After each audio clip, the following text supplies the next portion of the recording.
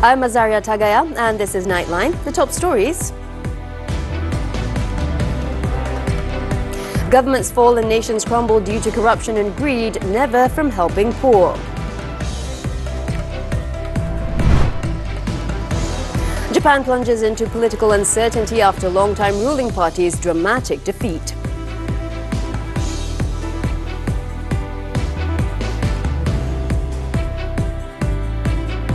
Good morning. Efforts taken by the government to help the people, especially those in need, will not lead to its downfall because the main cause of such a situation is corruption. Prime Minister Datuk Seri Anwar Ibrahim said it is essential to avoid repeating past mistakes where leaders misuse wealth that does not belong to them. The Prime Minister said he took a brave decision by announcing an increase in the minimum wage in the 2025 budget, including the adjustment of civil servant salary through the Public Service Salary System (SSPA). The action required political decision even if some parties disagreed about it. Saya tidak pernah baca pengalaman sejarah sama sejarah Islam atau Cina dan Cina Purba ataupun sejarah India atau sejarah Arab atau sejarah Latin Amerika bahawa kerajaan itu jatuh kerana dia tolong belanja banyak untuk orang miskin. Saya tak pernah dengar. Belum pernah tercatat dalam lembaran sejarah mana-mana pemerintah itu kalah, jatuh kerana membantu rakyat miskin atau menaikkan gaji yang sepatutnya, upah yang adil. Tidak pernah. Earlier, Anwar, who's also the finance minister, launched 7 residency Madani projects in Putrajaya, each priced at 200,000 ringgit. A total of 4,000 residency Madani Putrajaya units are expected to be completed by 2028. The residency Madani projects are located in Precinct 5, 7, 11, 16 and 19 of Putrajaya, namely Residency Madani Central, Serunai, Cemara, Cengkeh, Cempaka, Mawar and Melo. At another function, the Prime Minister called for Malaysia's logistics ecosystem to be further strengthened, emphasising the need for not only enhanced infrastructure but also improved skill development among workers in the sector. Anwar said the government's current focus is on industrialisation, digitalisation, energy transition and semiconductors, which will certainly require top-notch logistics ecosystem facilities and services. Speaking at the launch of the new DHL Express Kuala Lumpur Gateway on Monday, Anwar said that when investors come into the country, they will look at the capability of the overall ecosystem. Therefore, he wants the Transport Ministry, Malaysia Airports Holdings Berhad, MAHB, the Royal Malaysian Customs Department, the Immigration Department and logistics-related companies to pay greater attention to this field, considering the rapid pace of change, as any slowdown in national mechanisms would certainly leave Malaysia behind. I think this probably timely for DHL, as other major investors have done, to focus also on the issue of training, upskilling of our staff, existing staff, because we are moving towards automation, towards digitalization, towards AI, and the expertise is there with DHL. He added that the Workforce Skill Training Centre is important because Malaysia needs a solid logistics ecosystem and the best infrastructure. Anwar also said that the nation's infrastructure needs to be managed well so that it does not affect the progress of investors. Malaysians travelling in private vehicles will enjoy free tolls from 12:01 a.m. Tuesday until 11:59 p.m. the following day in conjunction with the Deepavali celebrations on October 31st. Works Minister Datuk Seri Alexander Nantalinggi said the toll exemption applies to all types of vehicles at all toll plazas except for the toll plazas at the country's border, namely at the Sultan Iskandar Building BSI toll and the Tanjung Kupang toll in Johor. The 2 days of toll-free travel would have an estimated financial implication of 38 million ringgit, which will be borne by the government and paid to all toll concessionaires. The public have been advised to plan their journeys to ensure smooth and safe travel as they make their way to their hometowns or other destinations during the Deepavali celebrations. And starting Tuesday, traffic volume is expected to increase with an estimated 2.62 million vehicles to use the main expressways heading towards the north, south and east coast in conjunction with the Deepavali celebration. Malaysian Highway Authority Director General Datuk Sazali Harun said to deal with the increase in the traffic volume, all highway concessionaires have been instructed to make thorough preparations so that the journey of highway users is safe and smooth throughout the festive period. There should be no highway lane closures except for emergency works starting this Thursday until Monday. The rest and recreation or R&R areas should be in good condition and additional facilities such as parking and portable toilets to be provided. Highway users have also been advised to plan their journey and ensure that the balance of their touch and go card and e-wallet is sufficient. Motorcyclists are reminded that the emergency lane is not an exclusive route for them but is also used by vehicles in case of emergency. The government is poised to capitalise on the burgeoning biomass industry, which is projected to generate 17 billion ringgit in revenue by 2030. Plantation and Commodities Minister Datuk Sri Johari Abdul Ghani said the biomass sector offers significant opportunities not only for economic growth but also for advancing Malaysia's commitment towards global sustainability efforts. Speaking in the Dewan Rakyat on Monday, Johari highlighted that the biomass industry, derived largely from the palm oil sector, will create substantial returns for the nation by utilising waste materials from palm oil trees that were previously considered useless. He said the government's initiative, driven through the Malaysian Palm Oil Board MPOB, focuses on integrating these waste products back into the value chain, aligning with the principles of a circular economy and reducing greenhouse gas or GHG emissions. Sebagai contoh, kita mempunyai empty fruit bunch, mesocarp, fiber dan palm kernel. Ini adalah palm kernel shell. Ada merupakan sisa biogesin sawit yang boleh kita jana semula tenaga yang boleh dihasilkan dengan membakar barang-barang ini melalui satu pembakaran yang kontrol, iaitu melalui boiler.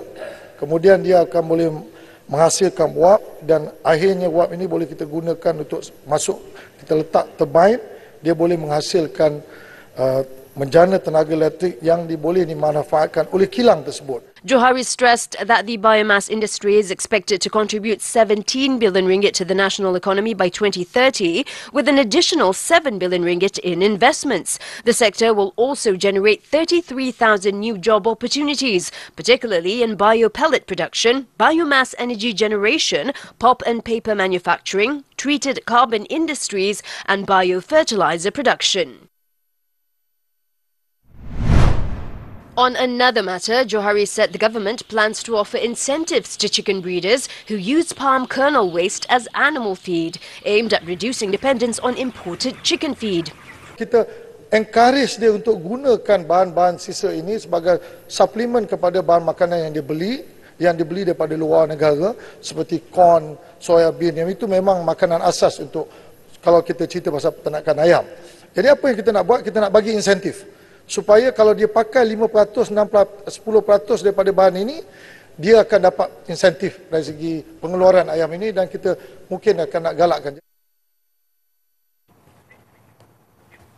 Now, this just in, a navigational error has been found to be the cause of the Royal Malaysian Navy's vessel KD Pendeka capsizing off the waters of Tanjung Penyusup in Johor on August 25th. In a statement on Monday, TLDM stated that the incident occurred when the ship experienced strong vibrations, followed by significant flooding while approaching the shore for a technical inspection. The ship then strayed from its planned route and collided with the reef before its eventual sinking. The statement also noted that the ship's old age made it difficult to control the flooding due to structural weaknesses in the ship's hull.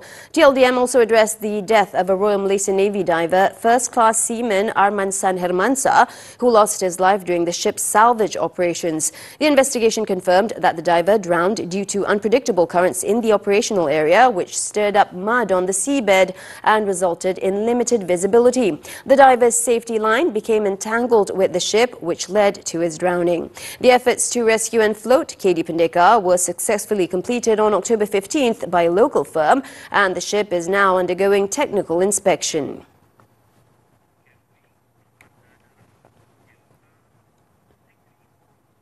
Police have crippled a drug trafficking ring with the arrest of 2 men and the seizure of drugs worth 4.18 million ringgit following the arrest of 2 men in Kuala Lumpur. The duo were apprehended with packages containing the drugs at a condominium in Sri Petaling last Wednesday.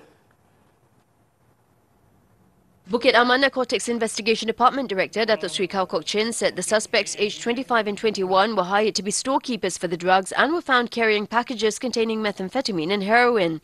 Police were then led to a condominium unit where they found another 115 packets containing methamphetamine and 40 packets containing heroin. In the operation, police were able to seize a total of 124 kilograms of methamphetamine and 21 kilograms of heroin. Kalau MO kita tengok, dia jadikan kondominium yang disewa itu sebagai tempat untuk menyimpan dadah tersebut dan sewaan dia adalah ringgit Malaysia 1,500. Dia bermula daripada 7 bulan. 7 bulan dah sewaan around bulan 4 dia dah start. Checks revealed that the older suspect has 2 prior records related to crime and drug cases and tested positive for drugs. Police also confiscated a car rented by the suspects to deliver the drugs to buyers. Both suspects have been remanded for 7 days from Thursday to assist investigations under the Dangerous Drugs Act. Police are also tracking down other syndicate members who are still at large.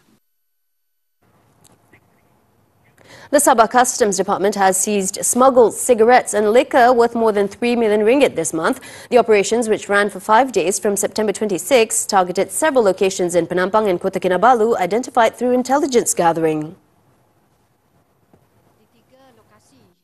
State Assistant Director General Siti Mang said the first operation involved a raid on an unnumbered store in Kampung Hubah, Penampang, where 214,000 boxes of cigarettes suspected of being smuggled were seized.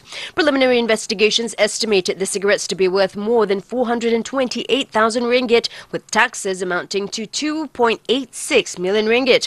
The operations continued with raids at 3 other locations in the city, resulting in the seizure of 34 cartons of liquor worth more than 5,000 ringgit, including taxes. The operation team also detained 1 man and 2 local women aged between 41 and 61. In another operation carried out by the city's enforcement division, authorities seized a lorry loaded with suspected untaxed beer. Further checks in the area uncovered 2 more lorries. All drivers and their assistants were detained for further investigation. The confiscated liquor was valued at more than 284,000 ringgit. Investigations are underway under Section 135 of the Customs Act. Police have received over 48 reports in Kedah related to a gold investment scheme which has reportedly cost investors 26 million ringgit in losses. The reports, which were lodged across 5 districts, led to the detention of 7 suspects, including the alleged mastermind, a 37-year-old woman from Kubang Pasu.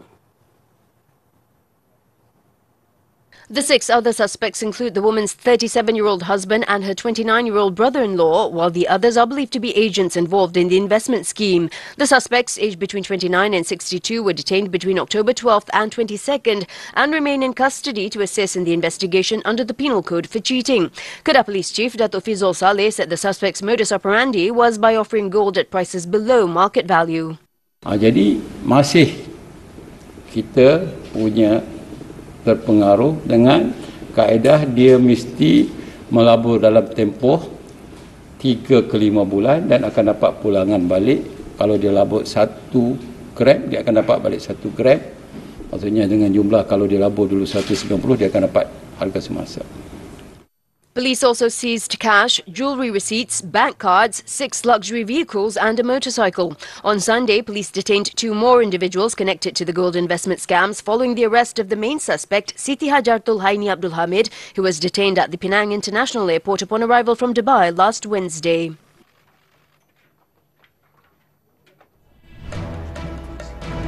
Ten Hag leaves Old Trafford after disappointing start. The details when we return.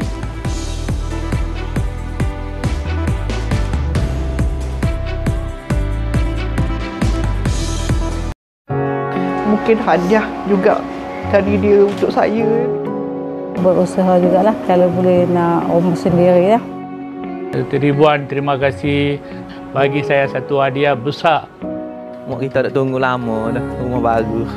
Gembira benar. Marilah dianjur kasih ni dengan POTMB ni memang TikTok lah sini selesa sangat.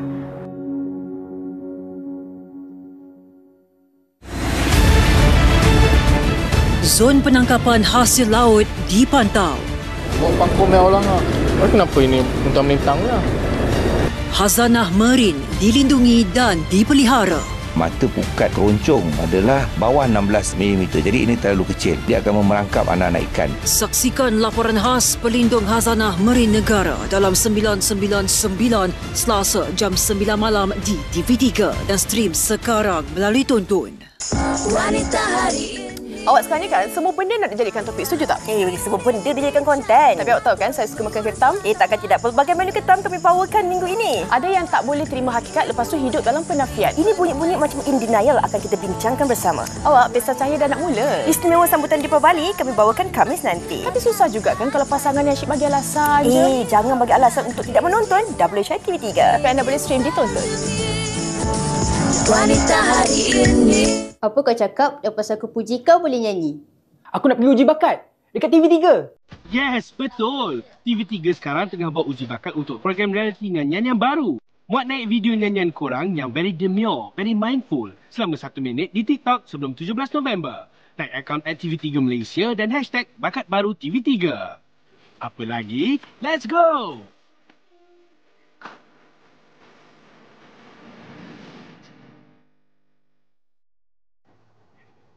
On to sports news now. Badminton and the 2024 Dutch Open. Independent shuttler Eskisona celebrated an early Deepavali cheer by ending a 3-year drought with a victory at the Dutch Open in Startekenbosch on Sunday. World number 101, Kisona defeated 75th ranked Keisha Fatima Azaria from Azerbaijan 21-14, 21-16 in the women's singles final, wrapping up the match in 41 minutes. Her triumph makes her the first Malaysian woman shuttler to win the Dutch Open in the singles event.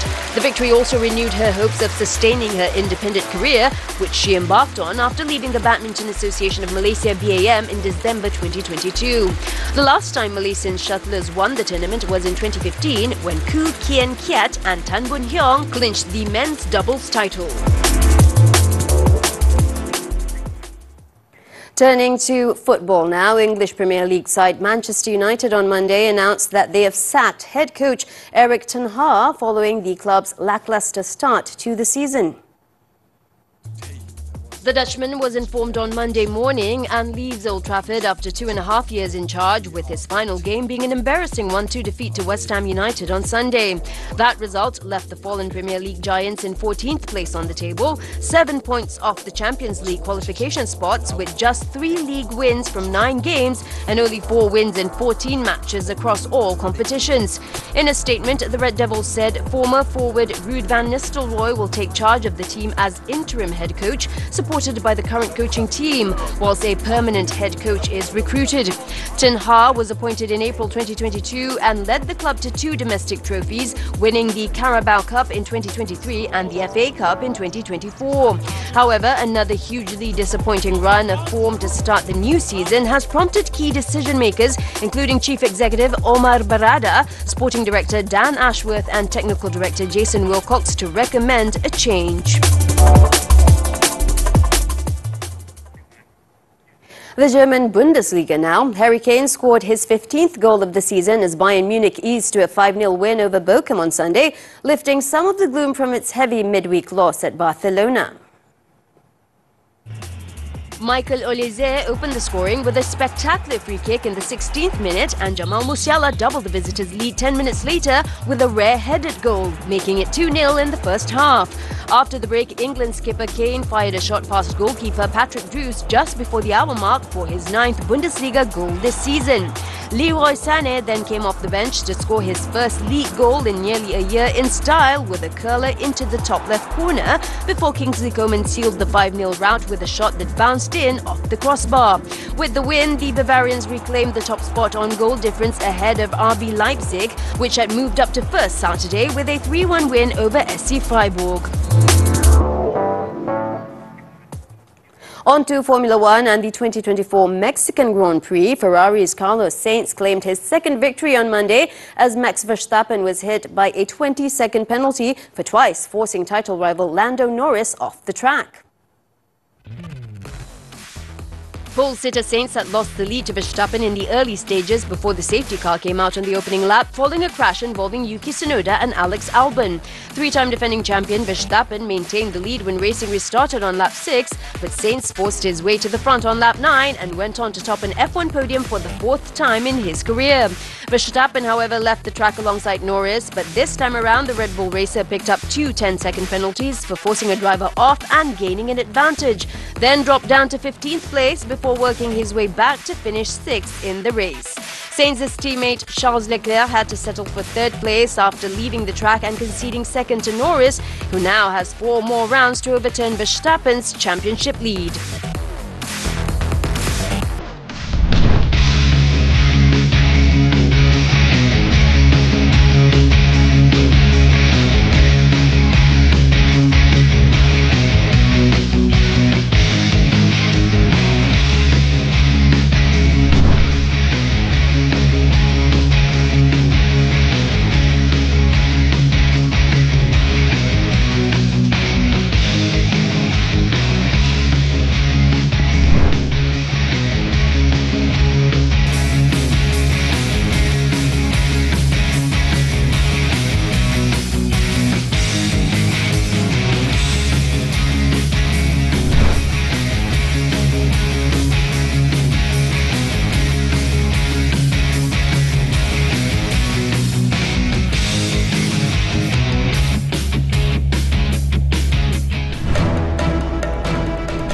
Coming up after the break, comedian at Trump rally faces backlash after insulting Puerto Rico.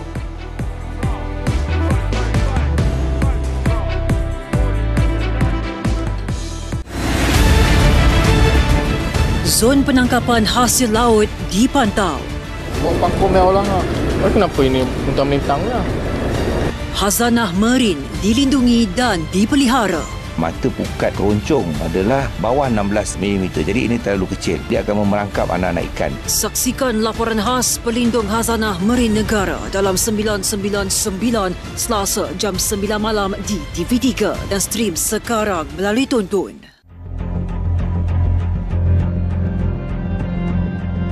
Tak payah. Keluarlah. Kau sabar boleh tak? Wanita berusia 23 tahun turut ditemui separuh bogel dengan kedua-dua tangan dan kakinya terikat. Saya dah tengok dengan keadaan dia dah terikat semua tu, macam dah tak ada lah. Beliau telah menyumbat kain dalam mulut bangsa untuk mendiamkan beliau.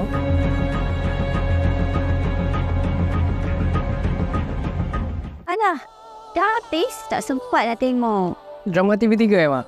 Tengok je lah, tonton. Telefon nak buat? Telefon Mak.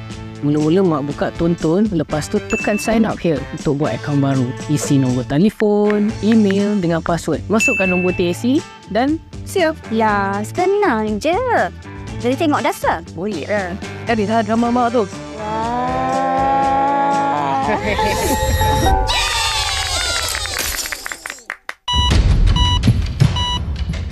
Kekal cakna, kekal sihat. Hello Doktor merungkai pelbagai persoalan kesihatan anda. Penyakit kronik, pemakanan, kesihatan mental, semuanya demi kesejahteraan anda. Setiap minggu bersama tenaga pakar kesihatan terbaik Malaysia, segalanya terjawab dalam Hello Doktor setiap Ahad 5.30 petang di TV3 dan stream juga melalui Tonton. We're back with foreign news. The makeup of Japan's future government was in flux on Monday after voters punished Prime Minister Shigeru Ishiba's scandal-tainted coalition in a weekend snap election, leaving no party with a clear mandate to lead the world's 4th largest economy. The biggest winner of the night, the main opposition Constitutional Democratic Party of Japan, CDPJ, had 148 seats, up from 98 previously, but also still well short of the 233 majority. While Ishiba's Liberal Democratic Party, LDP, and its junior coalition partner, Komeito, took 215 seats in the lower house of parliament, down from 279 as voters punished the incumbents over a funding scandal and a cost of living crunch. Smaller parties also made gains, and their role in negotiations could prove key.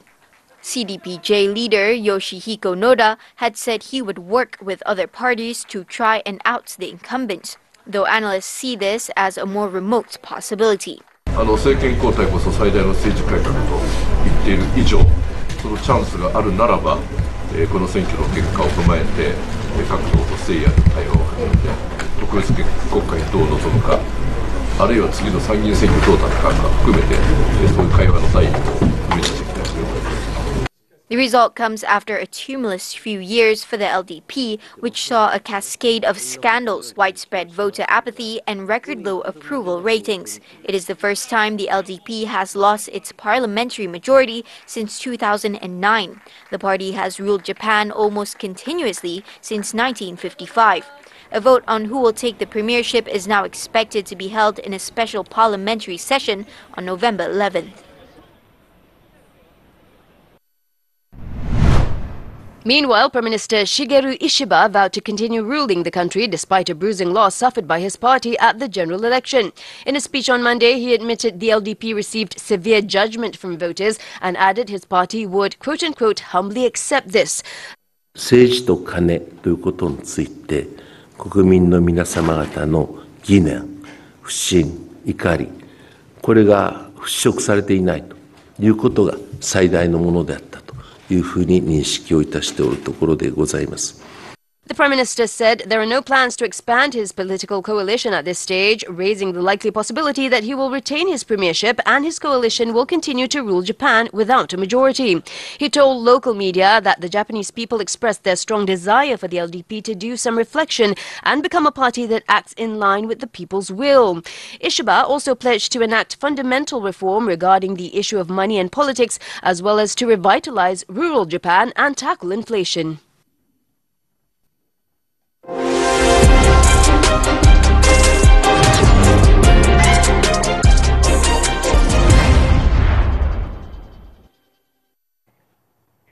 With 8 days to go to the election, a comedian who was at Donald Trump's rally called Puerto Rico a quote-unquote floating island of garbage, sparking fury from Republicans and Democrats, while Vice President Kamala Harris campaigned in the key swing state of Pennsylvania.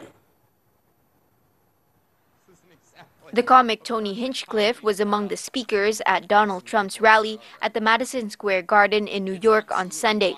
He also made a series of jokes that lent on racist stereotypes, specifically one about the American territory of Puerto Rico, which appeared to have been met with mixed reception. It is absolutely wild times. It really, really is. And,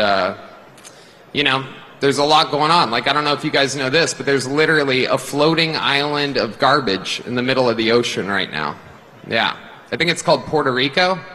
A Trump advisor, however, distanced the former president from the Puerto Rico joke. Meanwhile, Vice President Kamala Harris said in Philadelphia that nobody should sit on the sidelines. Elsewhere, U.S. President Joe Biden is expected to cast his early voting ballot in the presidential election on Monday. The outgoing president will vote in Wilmington, Delaware.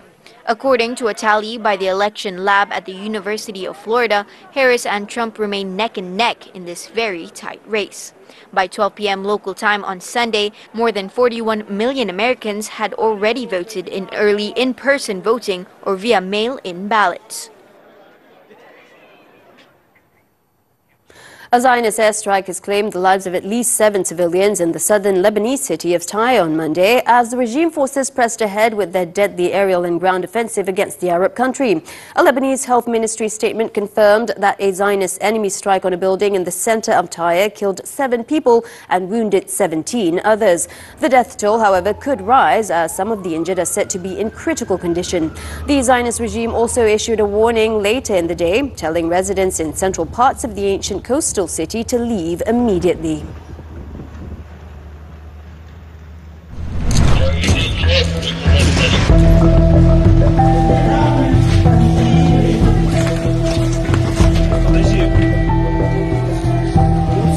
공화국 국방성 대변인은 10월 27일 연합조사그룹과 같이 링하더니는 2023년 정치선동 정부인기는